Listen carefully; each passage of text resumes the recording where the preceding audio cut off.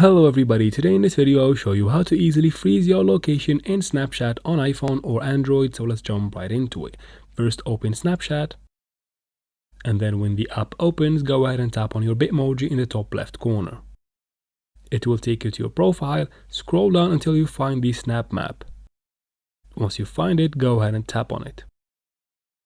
And as you can see here, your location is visible and anybody on your Snapchat's friends list can see your location just like that.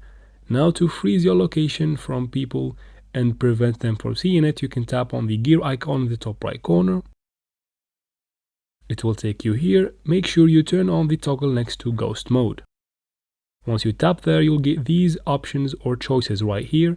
Make up your choice, and after that you will be invisible to anybody on Snap Map. Now for the second method, which is kinda more powerful than the first one, you need to go to your Snapchat settings. On iPhone or Android it's the same thing. Find the app permissions and tap on the location permissions. Tap on don't allow and the Snapchat app cannot access your location at all. And that's how we do it, guys. I hope this video was helpful. Please like and comment down below. Don't forget to subscribe for future videos like this one, and thank you very much for watching.